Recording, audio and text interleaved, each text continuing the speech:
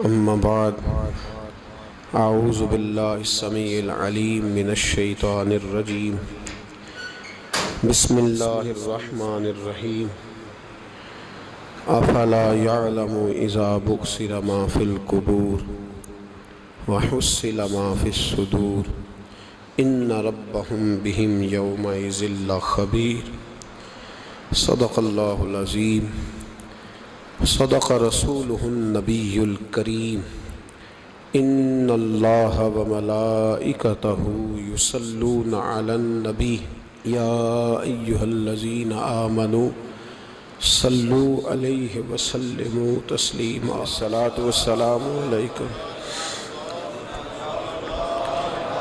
وعلى آلك وأصحابك يا سيدي يا حبيب الله اللهم صل على سيدنا ومولانا محمد معدن الجود والکرم وآلہ وصحبہ وبارک وسلم۔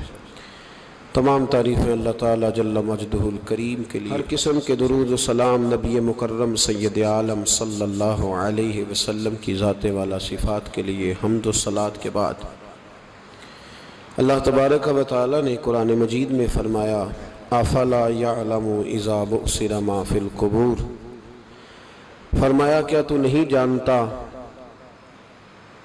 کہ جب وہ ساری چیزیں اٹھائی جائیں گی جو قبروں کے اندر موجود ہیں، وہ اٹھایا جائے گا، وہ باہر نکالا جائے گا جو قبروں میں ہے، وَحُصِّلَ مَا فِي الصُّدُورِ، اور جو حقیقتیں تمہارے سینوں میں چھپی ہیں وہ کھول دی جائیں گی، جو راز تمہارے اندر دفن ہیں وہ سارے فاش کر دیے جائیں گے۔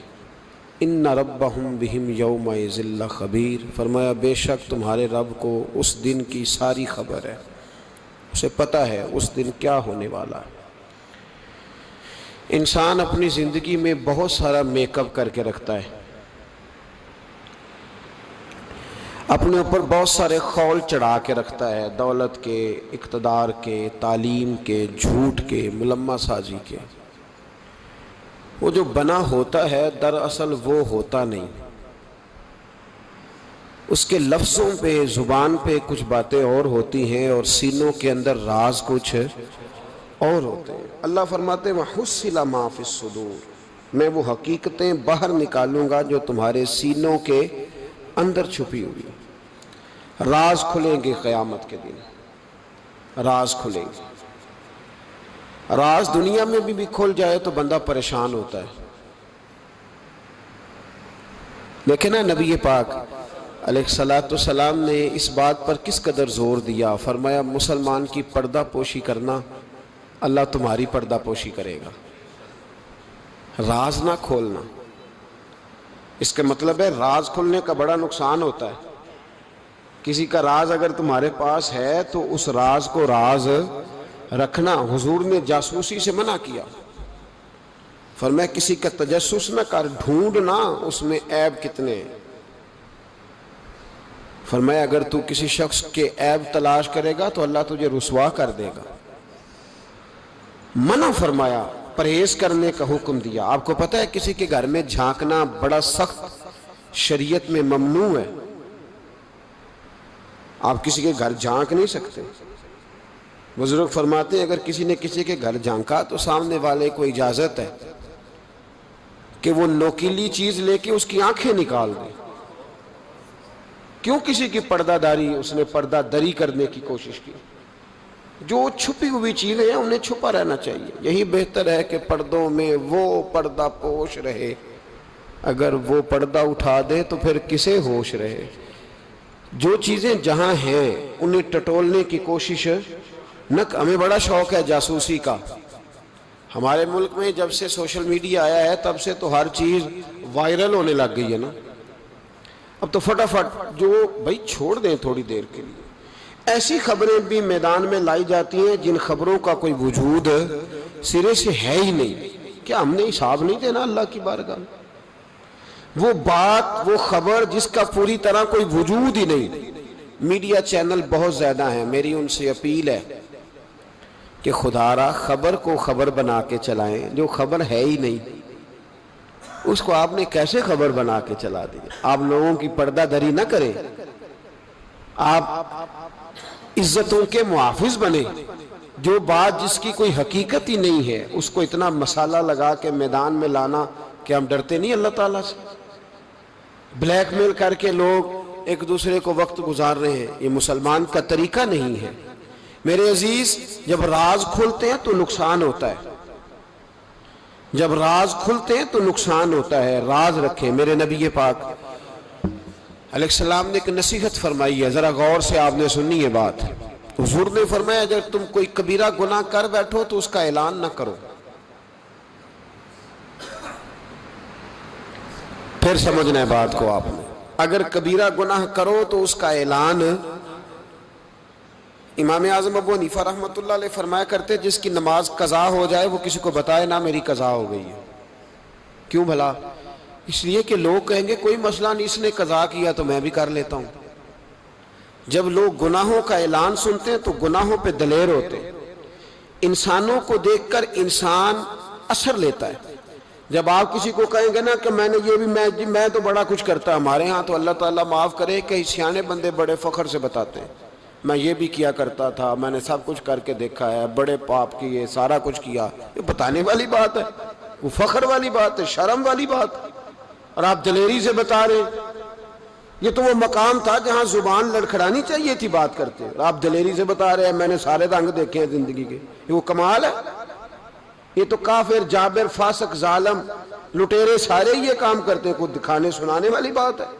تو نبی پاک صلی اللہ علیہ وسلم نے منع فرمایا اس کی توبہ کرنی چاہیے، اس کا اعلان نہیں کرنا چاہیے، اس سے معافی مانگنی چاہیے. اس کا اعلان کرتے پھرتے تو راز ہے سینوں میں، عیب ہیں لوگوں کے چھپے ہوئے. دنیا میں بھی اگر عیب کھل جائے نا، دنیا میں بھی تو بڑی مشکل بن. میرے پاس ایک بچہ آیا. کچھ لوگوں کا درد انسان کو درد مند کر دیتا ہے. MBA اس بچے کی تعلیم، بڑا قابل نوجوان، اور لب و لہجے میں بڑی شائستگی، گفتگو میں بڑا دھیما پن. لگتا ہے کہ تعلیم نے اثر دکھایا ہے، لفظوں کے گورکھ دھندے میں نہیں رہا، اس نے کچھ سیکھا بھی ہے کتابوں سے. اس نے ایک مسئلہ پوچھا. کہنے لگا اگر کوئی والد ساری جائیداد اپنی بیوی کے نام کرا دے تو اولاد کے لیے کیا حکم ہے اس میں؟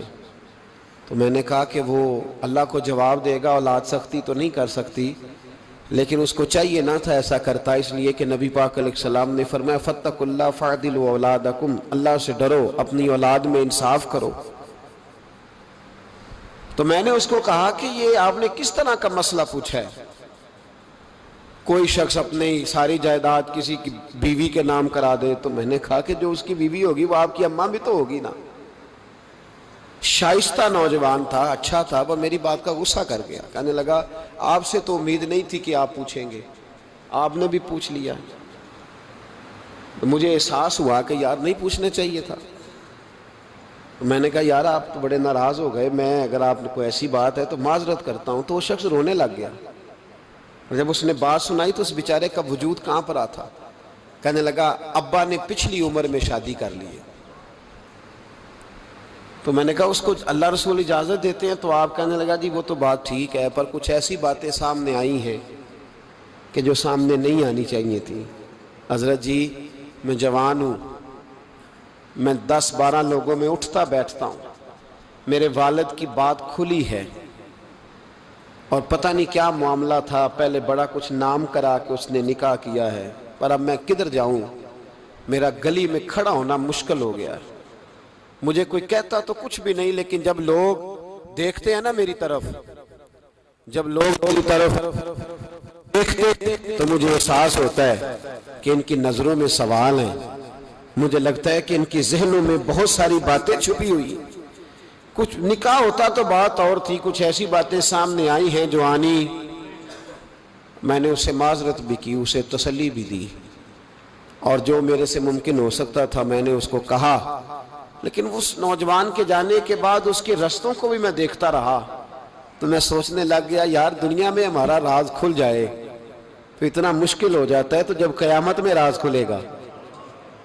دنیا میں دیکھیں نا ہمارے ہاں لوگ اگر برا جانتے بھی ہیں تو وہ الا ماشاءاللہ معاذ اللہ غیبت کرتے ہیں، سامنے آ کے بات، یہی مزاج ہے نا معاشرے کا کہ لوگ بہت بڑا ظلم کرتے ہیں، اپنی جان پر غیبت کرتے ہیں، سامنے آ کے بات تو قیامت میں تو ہر چیز سامنے ہوگی، ہر چیز سامنے آ جائے، کھل کے بات سامنے آئی، کس نے کیا کیا، اپنے عہدے کے ساتھ جس جگہ وہ بیٹھا تھا اس منصب کے ساتھ اس نے کتنی وفا کی یہ بھی پتہ چلے گا، کتنا دھوکہ دیا یہ بھی خبر ہوگی۔ بہت سارے لوگ جعلی ڈگریاں لے کے نہیں بیٹھے ہوئے، لے لیا نا عہدہ، ان کی تنخواہ جائز ہے ان کے لیے، بولے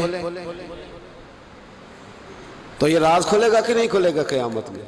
حد ہو گئی اس ملک کے اندر کہ یہ 1 درجن بندے کی بات نہیں، یہ 1.5 درجن بندہ نہیں، یہ تو کیا بتائیں۔ اور ہم دنیا میں اپنا کون سا منہ لوگوں کے سامنے کریں کہ یہ ایک لائن ہے لمبی، ڈگری جعلی، کاغذ کا ایک ٹکڑا لیا تو وہ بھی جعلی۔ میرے عزیز یاد رکھیں اور ضرور اس پر غور کریں، یہ چیزیں جب قیامت میں کھلیں گی تو مسائل پیدا کریں گی، اور اللہ کہتا ہے میں کھولوں گا، میں یہ تمہاری چیزیں، جو ٹیچر، جو ڈاکٹر، جو کلرک، جو بیوروکریٹ 2 سال کی چھٹی لے کے سیر کرنے چلا جاتا ہے اور وہاں لکھ کے دے جاتا ہے کہ میں یہ بخار چڑھا ہوا ہے، میں تو بڑا سخت بیمار ہو گیا ہوں، تو میرے اندر کا سارا نظام گڑبڑ ہو گیا، دوائی لینی ہے، ٹھیک ہے چھٹی مل گئی، قانون میں کمزوریوں کا فائدہ اٹھایا، تو جب قیامت میں راز کھلے گا یہ تو سیر کرنے گیا تھا، موج کرنے گیا تھا۔ یہاں تو لوگ نوکری لے کے خوشحال ہو جاتے ہیں، کہتے ہیں جی اللہ کا بڑا فضل ہے میں 2 گھنٹے جاتا ہوں۔ میں نے کہا فضل نہیں، یہ آزمائش ہے، یہ شرم والی بات ہے جو دلیری سے تو کہہ رہا ہے، یہ شرم حیا والی بات ہے۔ تو 8 گھنٹے کی، میں نے پہلے بھی بتایا تھا، محدث اعظم پاکستان حضرت مولانا سردار احمد صاحب رحمۃ اللہ تعالی علیہ ایک استاد کو رکھنے لگے ادارے میں پڑھانے کے لیے، استاد کے ساتھ وظیفہ طے ہوا، سمجھ لیں کہ 10,000 روپیہ تجھے ماہانہ دیں گے، صبح 8 بجے سے لے کر 1 بجے تک تو نے پڑھانا ہے، استاد نے سائن کر دیے پڑھاؤں گا، تو آپ فرمانے لگے استاد جی آپ روٹی نہیں کھائیں گے اس دوران، پیشاب نہیں آئے گا آپ کو، پانی نہیں پیئیں گے؟ حضور پینا ہے، تو فرمانے لگے لکھا کیوں نہیں؟ آپ نے مسلسل 1 بجے تک بیٹھنے کا لکھ دیا ہے، تو بتائیں جب آپ پیشاب کرنے جائیں گے تو وہ آپ کا کام کہاں لکھا جائے گا؟ آپ نے لکھ کے دیا ہے کہ میں اتنی ڈیوٹی کروں گا، تو آپ کو سمجھنا چاہیے تھا، کہنا چاہیے تھا کہ میں روٹی بھی کھاؤں گا، پانی بھی پیوں گا، اگر پڑھاتے تھک جاؤں گا تو تکیے پہ لیٹوں گا بھی، کیوں آپ نے یہ معاہدہ ایسا کیا؟ تو شخص کہنے لگے حضور آپ میری رہنمائی فرمائیں، فرمایا یہاں لکھو کہ میں مسلسل، تو کسی بندے کی پہنچ ہی نہیں ہے کہ وہ اتنا بیٹھ سکے۔ تو ہمارے ہاں جب یہ چیزیں قیامت میں کھلیں گی تو کیا بنے گا؟ آج راز کھلتا ہے تو آزمائش کھڑی ہو جاتی، وضاحتیں کر کر کے لوگ تھک جاتے، جب قیامت میں راز کھلے گا۔ میں تاجر کی بات بعد میں کروں گا، میں سیاستدان کی بات بعد میں کروں گا، میں پہلے پیر صاحب کی بات کرتا ہوں، پہلے علامہ صاحب کی بات، میں اپنی ذات سے شروع کرتا ہوں۔ ایک شخص پیر بن کے بیٹھ گیا، علامہ صاحب درویش مصلح بن کے بیٹھ گیا، لوگوں نے اپنی عقیدتوں کی جبین اس کے سامنے جھکائی، لوگ کئی راتیں اس کے سامنے ہاتھ باندھ کے کھڑے رہے، اس کے لیے لوگوں نے محبت کے سارے تقاضے پورے کیے، اپنی جیب کاٹ کے اس کی خانقاہ کو چلایا، اپنی جائز کمائی اس کے ہاتھ پہ رکھ کے لوگوں نے ایک ادارہ چلانے کے لیے اسے کہا، لوگوں نے اس کی گاڑی کو چوما۔ میں لاہور میں تھا چند دن پہلے، تو گٹر کے اندر گاڑی کا ٹائر چلا گیا، تو میں نے بچے سے کہا کہ کوئی ایسی چیز منگائی جائے، کوئی لکڑی ایسی ہو جائے جو پیچھے رکھی جائے تو گاڑی کو پیچھے موڑیں گے۔ آپ یقین کریں 5-6 لوگ دوڑے آئے، انہوں نے کہا ہم اٹھاتے ہیں آپ گاڑی پیچھے کریں، تو میں نے کہا کپڑے بھر جائیں، کہنے لگے حضرت صاحب چھوڑیں کپڑے بدل بھی جائیں گے، ہمیں اللہ نے موقع دیا۔ تو ان لوگوں کے منہ تک وہ پانی جا رہا تھا، لیکن وہ گاڑی اٹھا رہے تھے، تو ہم لوگوں نے حساب نہیں دینا ان عقیدتوں کا، ان محبتوں کا جواب نہیں دینا؟ اتنی عقیدت کو شخص کرے کہ وہ گندا پانی منہ تک لے جانا پسند کرے کہ یہ شخص نیک ہے تو میں نے اس کی نوکری کرنی ہے، تو اگر وہ شخص جھوٹا ہو، اگر وہ شخص بنا ہوا ہو، اگر وہ اپنا قد اونچا کرنے کے لیے مذہب کا نام استعمال کر رہا ہو، مذہب اس کا مشن نہ ہو، بلکہ مذہب پیسے کمانے کے لیے اس نے اختیار کیا ہو، دولت کٹھی کرنے کے لیے. تو آج تو چلو ٹھیک ہے، لوگ بیچارے عقیدتوں اور محبتوں کا خراج دیتے رہیں گے، لیکن وَحُصِّلَ مَا فِي الصُّدُورِ، جب قیامت میں پردہ کھلے گا، قیامت میں پردہ کھلے گا. میں نے کہا تھا کچھ جمعے پہلے، پھر بات دہراتا ہوں. ایک درویش شخص ہیں، وہ کہتے ہیں میں زندگی میں کبھی نہیں کام پا، پر ایک طوائف مجھ پہ راشا طاری کر گئی. طوائف کہتے ہیں میں نے جبہ کبہ پہنا تھا، طوائف میرے پاس سے گزر رہی تھی، تو میں نے اس کو کہا کہ بچے باز آ جا، اللہ اللہ کیا کر، چھوڑ دے. تو اس نے نقاب آگے کر لیا، کہنے لگی بابا میں تو آپ کی بات پر عمل کروں گی، پر ایک جملہ کہنے کی اجازت ہے؟ تو میں نے کہا بیٹی کہہ لو. تو کہنے لگی بابا میں تو جو نظر آ رہی ہوں نا وہی ہوں، جو نظر آتی ہوں وہی کہلاتی ہوں. تو بتا تو جو کہلاتا ہے وہ جو نظر آتا ہے وہی کہلاتا ہے کہ کچھ اور بھی ہے؟ تو کہلاتا کچھ ہے اور بنا ہوا ہے کچھ اور. تو بھی دیکھ کہ تو وہی ہے جو تو کہلاتا ہے. کیا حساب نہیں دینا لوگوں نے؟ باہر نہیں آئیں گی یہ ساری چیزیں؟ اتنا بڑا دھوکہ، اور کوئی چیز نہیں ملی استعمال کرنے کو.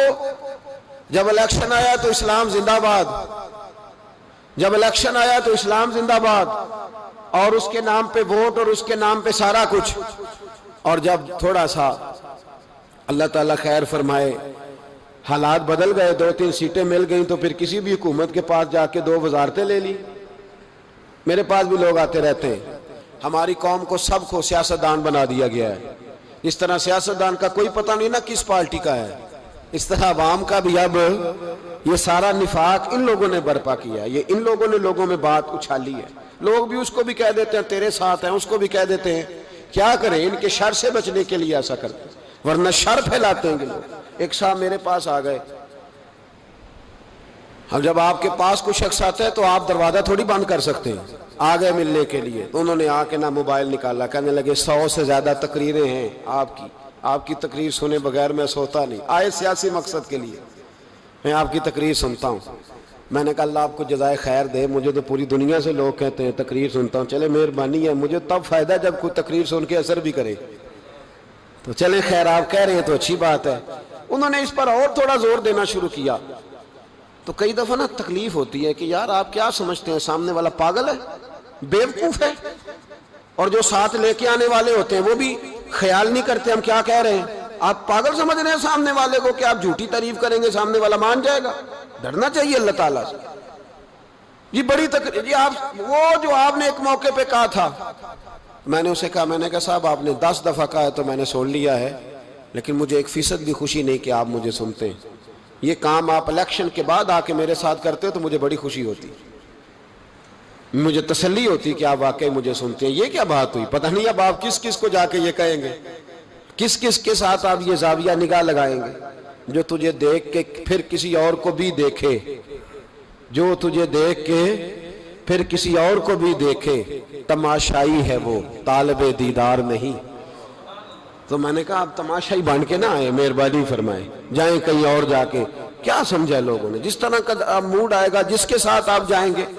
اب تو اتنا ماحول عجیب ہو گیا. پہلے کو کسی بزرگ سے ملتا تھا نا، کسی کو نیک سمجھ کے تو کہتا تھا حضرت میرے لیے دعا کرنا.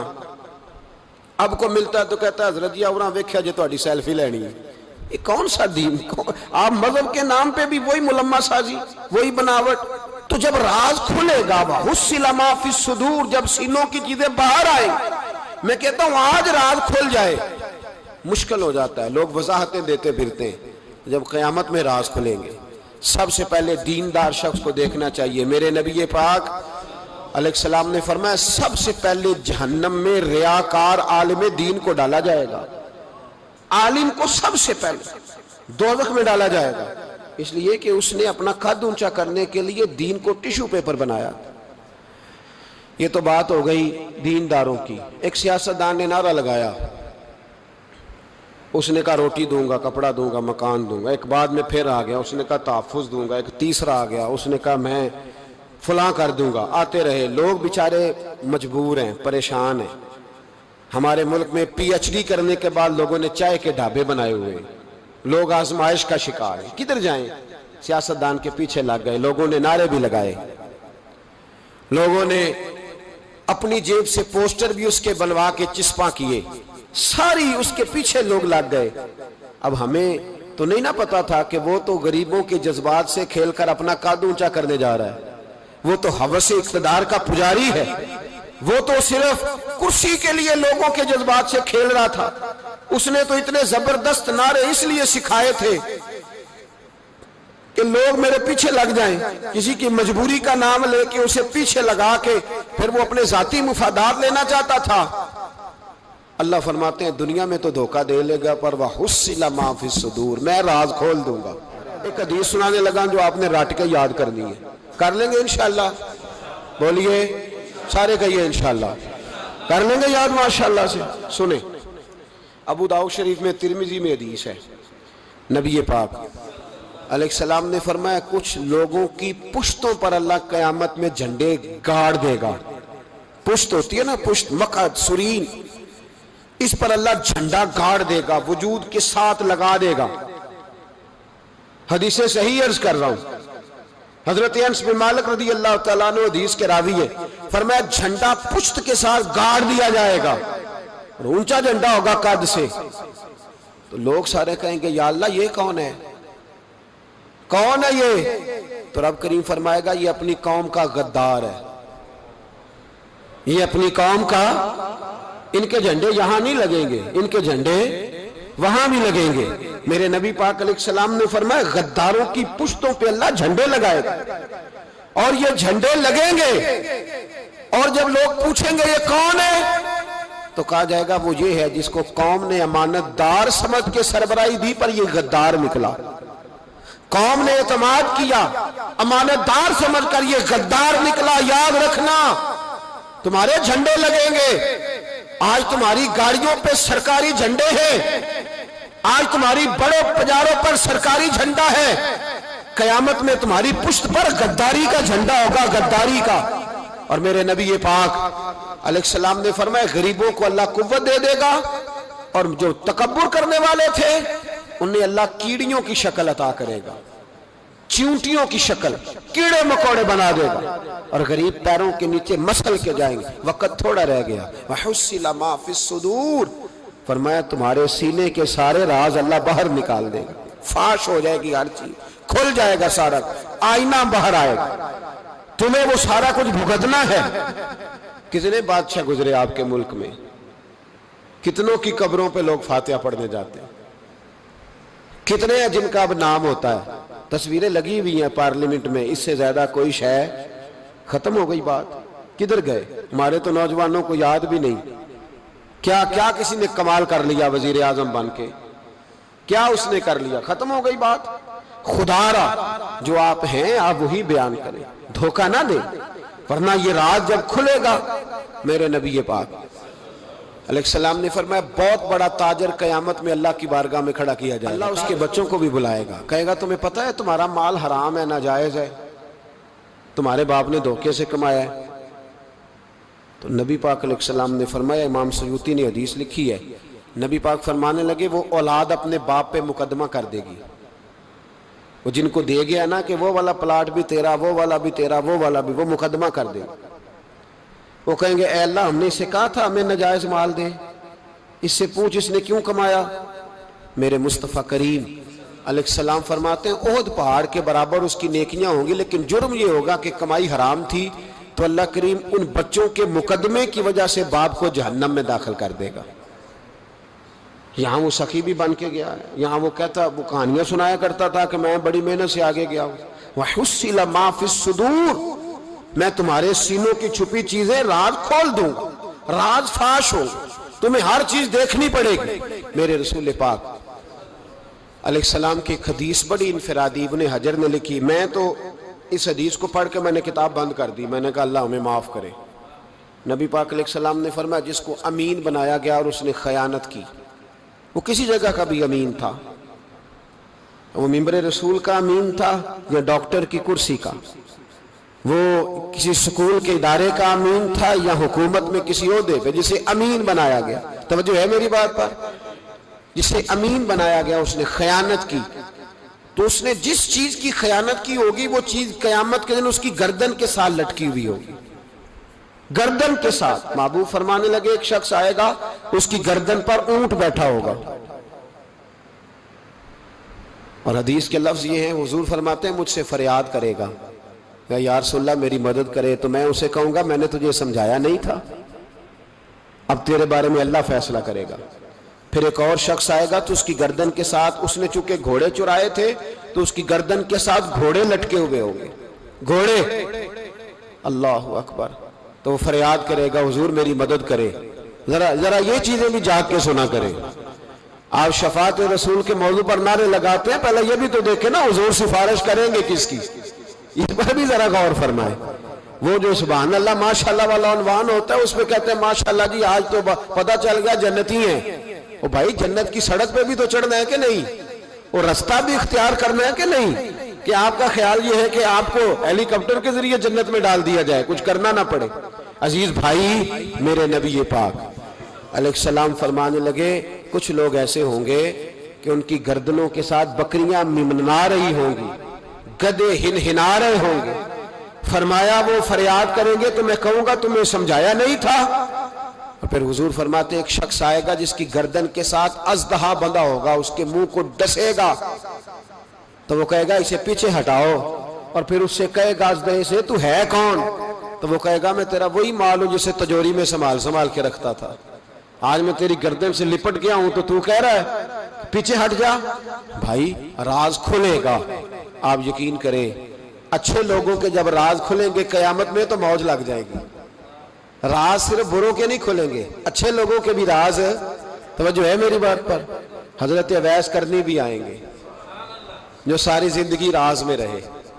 تو میرے نبی پاک فرماتے ہیں اس شخص نے مکان نہیں بنایا، گھر نہیں بنایا، لیکن جناب اویس کرنی جب جنت میں داخل ہوں گے تو اللہ 70,000 فرشتوں کا جلوس انہیں عطا فرمائے گا.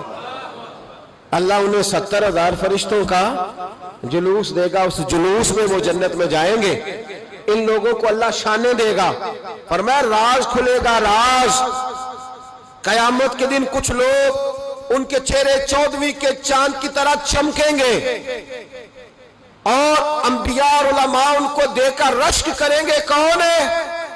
تو میرے مصطفیٰ کریم علیہ السلام فرماتے ہیں رب کریم فرمائے گا یہ میرے محبوب کی امت کے وہ نیک لوگ ہیں جس سے بھی محبت کرتے تھے اللہ کی رضا کے لیے کرتے تھے، اور جس سے بھی انہوں نے زندگی میں دشمنی رکھی صرف اللہ کی رضا کے لیے. اب یہ اللہ کی رضا والا معاملہ کہاں تھا؟ ان کے سینے کے اندر.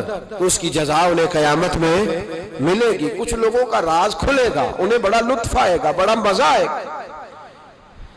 حضرت عمر بن عبدالعزیز بادشاہ تھے، لیکن صوفیاء ان کے اقوال کو بطور اسباق کے پڑھتے ہیں، تربیت کے لیے ان کے اقوال اور احوال سنائے جاتے ہیں. حضرت عمر بن عبدالعزیز کے زمانے میں نا ایک سید صاحب کہتے میری 4 بیٹیاں تھیں تو مجھے ضرورت تھی، میری کوئی مدد نہیں ہو رہی تھی، میں درود شریف پڑھتے پڑھتے سو گیا تو مجھے خواب میں محبوب پاک کا دیدار نصیب ہوا. فرماتے میں نے استغاثہ پیش کیا کہ حضور پریشان ہوں، بیٹیوں کا باپ ہوں. تو نبی پاک علیہ السلام نے فرمایا تو عمر بن عبدالعزیز کے پاس جا. عمر بن عبدالعزیز وہ باکمال شخص ہے جو روزانہ 10 سپارے قرآن پاک کے پڑھتا ہے، 10,000 بار مجھ پر درود و سلام پڑھتا ہے. کتنے سپارے؟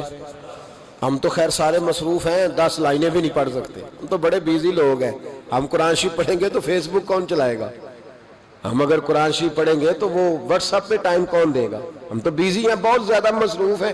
ہم اگر تھوڑی دیر قرآن شریف کھولیں گے تو وہ جو سیاسی تبصرہ سارا دن کرنا ہوتا ہے وہ کوئی گرنا نہ جائے کوئی آسمان سے چیز. ہم تو مطلب بیزی ہیں. بادشاہ وقت کے بادشاہ 10,000 مرتبہ درود و سلام. اللہ اکبر. بس بندہ ارادہ کر لے تو اللہ اسے موقع بھی عطا فرمائی دیتا ہے، اللہ اس کی مدد کرتا ہے. 10,000 بار پڑھتے تھے. تو نبی پاک علیہ السلام نے کیا خوبصورت بات ارشاد فرمائی. محبوب فرمانے لگے 2-4 دن پہلے نا عمر بن عبدالعزیز نے 3,000 درود شریف کم پڑھا ہے، اسے جا کے کہے 500 دینار جرمانہ دے، وہ 500 لے آ تیرا کام بن جائے گا. جناب عمر بن عبدالعزیز کے پاس وہ سید صاحب آئے، کہتے میں سمجھا کسی درویش کا نام بتایا ہے، میں سمجھا کسی خانقاہ کے سجادے کی بات ہے، کسی مسجد کے خطیب کی، کسی ادارے کے محتمم کی بات. لیکن جب میں ان کے علاقے میں آیا میں نے پوچھا عمر بن عبدالعزیز کون ہے؟ تو لوگوں نے کہا وہ تو ہمارے حکمران ہیں۔ میں نے کہا بادشاہ؟ لے چلو۔ جب میں گیا تو بڑا عالی شان جبہ، سر پر تاج، دائیں بائیں دربار میں لوگ۔ پھر میرے دل میں خیال آیا میں غلط آدمی کے پاس تو نہیں آ گیا، یہ کون شخص ہے؟ لیکن جب میں لوگوں سے پوچھا کہ یہ عمر بن عبدالعزیز ہی ہے، کہا وہی ہے۔ کہتے میں ان کے قریب گیا، دیکھو راز کھول رہے ہیں۔ کہتے میں کان میں جا کے کہا 10,000 درود شریف پڑھتے ہو؟ کہتے انہیں شاخ لگا، جھٹکا، یوں دیکھا، تجھے کس نے بتایا؟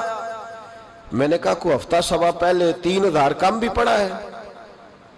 کہتے ہیں وہ تو ٹھٹھرنے لگے، فٹافٹ میرا بازو تھاما، کونے میں لے گئے، کہنے لگے یہ تو میری بیوی کو بھی نہیں پتا کہ میں پڑھتا ہوں، یہ تو میرے خاص خادم کو بھی نہیں پتا، یہ تو میرا اور خدا کا، میرا اور مصطفیٰ کا راز ہے، اللہ رسول سے میرا راز ہے، تجھے کیسے پتا چلا؟ تو کہتے ہیں وہ سید صاحب کہتے ہیں میں نے ان سے کہا کہ جن کے ساتھ آپ کا راز ہے مجھے انہوں نے ہی بتایا ہے، رازدار نے ہی بتایا ہے۔ اور محبوب نے فرمایا میں سید ہوں، مجھے گھر میں ضرورت تھی، صدقہ زکوٰۃ لے نہیں سکتا، مجھے حضور نے کہا جا اسے کہہ تجھے 500 دینار دے، کم پڑا درود شریف؟ تو کہتے حضرت عمر بن عبدالعزیز ایک ستون کے پاس چلے گئے اور ستون پر انہوں نے بازو رکھے، چہرہ رگڑ کے چیخے مار کے روئے، تو وہ میر حرم، میں غریب بے نوا، تو کجا من کجا، کتھے مہر علی تے کتھے تیری ثنا، گستاخ اکھیں کتھے جاڑیاں، کیسے آقاؤں کا بندہ ہوں رضا، بول بالے میری سرکاروں کے۔ رونے لگے، اتنا روئے کہ ان کی تڑپ سے میں بھی رونے لگا۔ فرماتے ہیں میرے اندر بات تھی کہ یہ درویش ہونا چاہیے تھا، یہ ماجرا کیا ہے؟ فرماتے ہیں جناب عمر بن عبدالعزیز جب کچھ ٹھنڈے ہوئے نا طبیعت ان کی، تو بازو سے پکڑ کے مجھے ایک حجرے میں لے گئے، اس کمرے کی طرف سارا محل سارا دربار گزر گیا، اینڈ پہ ایک حجرہ آیا، باہر بڑا خوبصورت اس کے اچھا دروازہ بنا ہوا ہے قیمتی، لیکن فرماتے ہیں جب کھول کے اندر گئے تو اندر کچا مکان، ایک مٹکا، 2 پیالے مٹی کے، کچھ بڑے بڑے سامان پڑے ہوئے، رسیاں پڑی ہوئی ہیں، سینے کا سامان ہے، کھجور کی چھال پڑی ہے، کچھ ٹوپیاں پڑی ہیں۔ جناب عمر بن عبدالعزیز نے چٹائی اٹھائی، چٹائی سے 500 دینار نکالے اور مجھے دیے، اور کہتے ہیں جب انہوں نے اوپر سے جبہ اتارا تو نیچے سے پھٹا پرانا لباس نکل آیا، اوپر سے جب انہوں نے وہ اتارا تاج تو کھجور کی چھال کی پرانی ٹوپی نکلی، تو میں نے کہا حضور یہ کیا ہے سارا کچھ؟ تو رو پڑے، کہنے لگے اب تجھے رازداروں نے بتایا ہے تو میں کیوں نہ بتاؤں، اب تجھے انہوں نے بتایا جو رازدار تھے تو میں کیوں نہ بتاؤں؟ فرمانے لگے یہ جو میں نے اوپر لباس پہنا ہوا ہے نا یہ بندوں کو دکھانے کے لیے، اور یہ جو میں نے اندر پہنا ہوا یہ رب کریم کو دکھانے کے لیے، باہر اگر میں حکومت نہ سنبھالوں اور اس طرح نہ بیٹھوں تو انصاف کون قائم کرے؟ فرمانے لگے اللہ کی قسم 10 روپے بھی کبھی مال خزانہ سے نہیں لیے، میں رات جب فارغ ہوتا ہوں تو میں اور میری بیوی یہاں آ کے بیٹھتے ہیں، وہ بچوں کے پاس بیٹھ کے ٹوپیاں سیتی ہے تو میں یہاں بیٹھ کے ٹوپیاں سیتا ہوں، ٹوپیاں سیتا رہتا ہوں، مصطفیٰ پہ درود و سلام پڑھتا رہتا ہوں، چٹائیاں بناتا رہتا ہوں، بیچتا رہتا ہوں۔ اور فرمانے لگے تھوڑے تھوڑے کر کے نا میں نے پیسے رکھے تھے، خیال تھا کہ کوئی غریب آئے گا تو مدد کروں گا، خیال تھا کہ اگر ارادہ بنا تو حج پہ جاؤں گا، مجھے کیا خبر تھی کہ میرے یہ پیسے اتنے نصیبوں والے ہیں کہ میں اپنے نبی کے حکم سے خرچ کروں گا، اپنے محبوب کے کہنے پر اتنے میرے نصیب، اتنا میرا مرتبہ اور مقام۔ میرے عزیزو ان لوگوں کے جب راز کھلیں گے، ان لوگوں کے جب راز کھلیں گے، ان لوگوں کے جب راز کھلیں گے تو انہیں اللہ بڑے درجے عطا فرمائے گا، ان کو اللہ بڑے مرتبے اور بڑے مقام عطا فرمائے، ان پر اللہ تبارک و تعالیٰ کی خاص رحمتیں ہوں۔ وہ لوگ جنہوں نے نام و نمود نہیں بنایا، چھپ چھپا کے دین کی نوکریاں کرتے رہے، کونے میں ہو کر کام کرتے رہے، انہیں اللہ جب اجر دے گا تو بڑا دے گا۔ ہمیں بڑا شوق ہے عہدوں پہ جانے کا، سیاسی، سماجی، رفائی، بلکہ ہر آدمی کہتا ہے اللہ کا بڑا شکر ہے جی کسی کونے سے آپ پوچھیں گے تو پہنچ جائیں گے، کیا اس کا فائدہ ہے؟ بڑے سارے لوگ تھے، ہم تو صرف کہتے ہیں نا کونے سے پوچھنا تو پہنچ جاؤ گے، تو بڑے سارے لوگ تھے جو پورے پورے شہروں کے مالک تھے، ان کے نام رجسٹریاں تھیں، ان کے نام ہر چیز درج تھی، کدھر گئے وہ؟ کہاں گئے؟ یہ جب راز کھلیں گے تو مشکل ہو جائے گی. ہمارے سینوں کے اندر جو کچھ چھپا ہوا ہے، سینوں کے اندر، یہ جب کھلتا ہے تو حالات بگڑتے ہیں. اپنی ضمیر کی آواز کو سنیں، اندر دیکھیں من کیا کہہ رہا ہے. ہمیں پتہ ہوتا ہے سچ کیا ہے، ہمیں پتہ ہوتا ہے جھوٹ کیا ہے، ہمیں پتہ ہوتا ہے خیر کیا ہے، ہمیں پتہ ہوتا ہے شر کیا ہے. ہمیں خبر ہوتی ہے کہ میں خوابوں کی دنیا میں زندہ ہوں. ہمیں پتہ ہے ہم جھوٹ کے سہارے وقت گزارے، ہمارے علم میں ہے ہم کہاں کھڑے ہیں. لیکن بس زندگی گزر رہی ہے، ہم ضمیر کی آواز پر ہم اس کی آواز کو سنتے نہیں، روز دبا دیتے ہیں. نبی رحمت علیہ الصلوۃ والسلام نے فرمایا 2 منہ جس شخص کے ہوتے ہیں وہ لعنتی ہوتا ہے. 2 منہ. یا رسول اللہ 2 منہ کس کے ہوتے ہیں؟ فرمایا ایک کے پاس جاتا ہے تو کہتا ہے تیرا ہوں، پلٹ کے دوسرے کے پاس آتا ہے تو اسے کہتا ہے میں تیرا ہوں. سب کا بنا رہتا ہے. کچھ لوگوں کو شوق ہے سارے مجھے اچھا کہیں. کیوں تجھے سارے اچھا کہیں بھائی؟ وجہ بالکل نہیں کہنا چاہیے، بالکل نہیں. اگر سارے لوگ رب رسول کے بارے میں معاذ اللہ درست نہیں ہے، بڑے کافر نہیں پائے جاتے دنیا میں. اتنی بڑی ہستیوں پر جب دنیا کا اجتماع مکمل نہیں ہو سکا تو نے یہ کیسے دعویٰ کر لیا سارے مجھے صحیح کہیں؟ کیوں تو اس چکر میں ہے؟ ساروں کا صحیح کہنا ضروری نہیں، تیرا صحیح ہونا ضروری ہے. لوگوں کا تجھے صحیح سمجھنا ضروری نہیں، تیرا صحیح، بولیے، تیرا صحیح ہونا. مکہ تو سارا مخالف تھا، عرب تو سارا مخالف تھا. اب اگر بات یہی ہوتی تو پھر ابو بکر صدیق کو چاہیے تھا نا جدھر سارے جا رہے ہیں ادھر جاتے. انہوں نے یہ نہیں دیکھا کہ لوگ کیا کہہ رہے ہیں، انہوں نے یہ دیکھا کہ میرا ضمیر کیا کہہ رہا ہے. اندر دیکھے، اندر سینوں کے راز جو چھوئے، پتہ ہے صحیح کہ کیوں جھوٹ کی زندگی گزارتے ہیں، کیوں دوگلا پالسی سے وقت گزارتے ہیں، کیوں ہم اس طرح کرتے ہیں. اندر دیکھے، اندر جھانکے. اندر گواہی دیتا ہے آپ کا کہ حق کیا ہے، سچ کیا ہے. اندر سے پوچھیں. حضرت وابسہ رضی اللہ تعالیٰ عنہ حضور علیہ السلام کے صحابی ہیں، کہتے ہیں میں گھر کے اندر تھا تو میرے دل میں خیال آیا میں حضور سے پوچھوں نا نیکی کیا ہوتی ہے اور بدی کیا ہوتی ہے، خیر کیا ہے شر کیا ہے، پوچھوں نا. کہتے ہیں میں گھر کے اندر ارادہ کیا، ارادہ کر کے میں مسجد نبی میں پہنچا تو رش تھا، بہت سارے صحابہ بیٹھے تھے. میں پیچھے بیٹھ گیا تو محبوب فرمانے لگے ادنو منی یا وابسہ، وابسہ میرے قریب آ جا. فرماتے ہیں میں آ کے درمیان میں بیٹھ گیا تو حضور مسکرا کے فرمانے لگے چل اور قریب آ جا. اور قریب آیا تو حضور کہنے لگے ادنو منی، چل یار اور قریب آ جا. کہتے میں اتنا قریب آیا کہ میرے گھٹنے حضور کے مقدس گھٹنوں سے مس ہونے لگ گئے. حضور نے فرمایا کیسے آئے ہو، کیسے آئے؟ کہتے ہیں میں بولنے ہی لگا تھا کہ حضور فرمانے لگے تو بتائے گا کیا پوچھنے آیا کہ میں بتاؤں؟ موج ہے آج، محبوب کا دروازہ رحمت کھلا. فرمایا میں نہ بتاؤں تو کیا پوچھنے آیا تھا؟ کہا حضور آپ بتائیں تو پھر تو کمال ہو جائے. تو محبوب نے فرمایا تو نے زبان سے تو نہیں کہا پر دل میں تو سوچ کے آیا تھا آج حضور سے پوچھوں گا نیکی کیا ہوتی ہے بدی کیا ہوتی ہے. کہتے میرا چہرہ کھل اٹھا. میں نے کہا حضور واقعی آپ اللہ کے سچے رسول ہیں، یہی پوچھنے آیا تھا. نبی پاک نے میرے سینے پہ ہاتھ مارا. میں جا میں نے تیرے دل کو دین کا عالم بنا دیا ہے، اپنے دل سے پوچھ لے، تیرا دل ہی تجھے فتویٰ دے دیا کرے گا. آج کے بعد تیرا دل تجھے بتائے گا کہ نیکی کیا ہے اور بدی. بولیے نیکی کیا ہے اور بدی کیا ہے، تیرا دل تجھے بتائے گا. اس سے فتویٰ لے لے، پوچھ لے نیکی کیا ہے بدی کیا ہے. او بھائی ضمیر کی آواز سنے، پوچھیں یہ آپ کو کیا کہہ رہا. ہمیں پتہ ہوتا ہے ہم غلط ہیں، صحیح نہیں چل رہے. کس بات کا انتظار ہے؟ موت کا، گاڑی کی ٹکر ہونے کا؟ ہم کس بات کا انتظار کر رہے ہیں کہ جب رپورٹ کرائیں تو اس کے اندر کوئی بیماری نکل آئے؟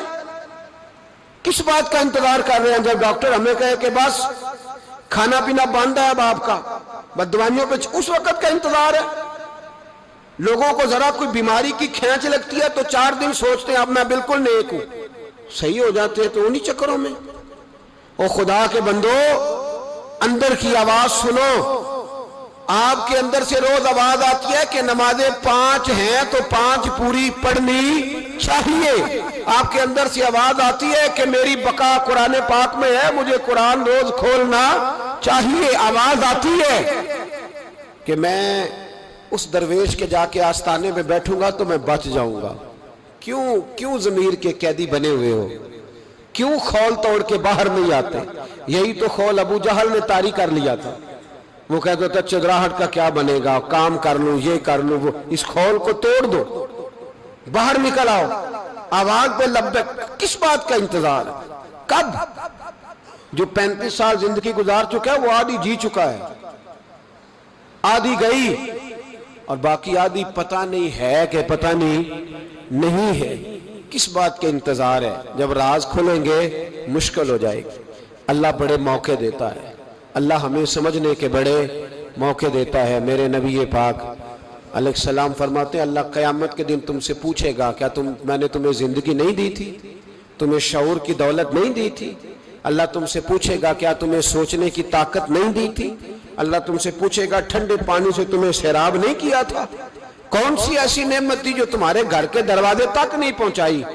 حضرت ابو الحسن رحمت اللہ علیہ ایک جملہ کہا کرتے تھے اور کمال کرتے تھے، فرماتے تھے قیامت میں لمبی چوڑی بات نہیں ہوگی، دو ہی باتیں ہوگی۔ فرماتے ہیں اللہ پوچھے گا بندے سے، او بندے میں تو تیرا تھا، تو بتا تو کس کا تھا؟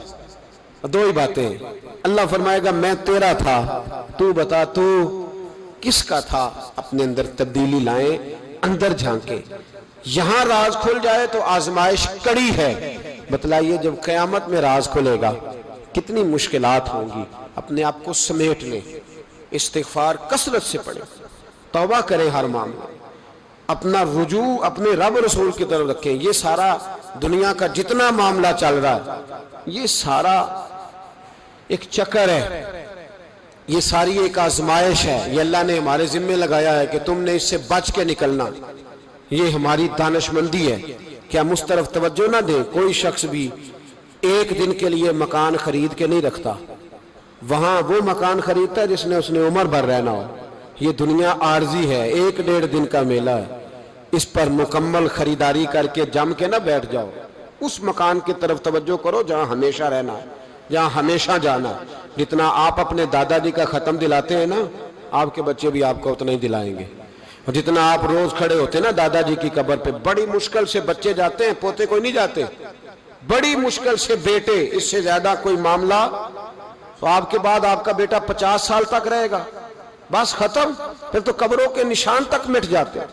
وَحُصِّلَ مَا فِي الصُّدُورِ، فرمایا میں کھول دوں گا راز۔ اس راز کھلنے سے پہلے اپنے رب کریم کی بارگاہ میں حاضر ہو جانا چاہیے۔ دے کے حضور آکھن منگتے دی خیر ہووے، دے کے حضور آکھن منگتے دی خیر ہووے، منگتا کبے سخی دے، منگتا کبے سخی دے، بوہے دی خیر ہووے، دے کے حضور آکھن منگتے دی خیر ہووے، دے کے حضور آکھن۔ اور جنت بڑی جگہ لگیا جڑی جگہ تے، جنت بڑی جگہ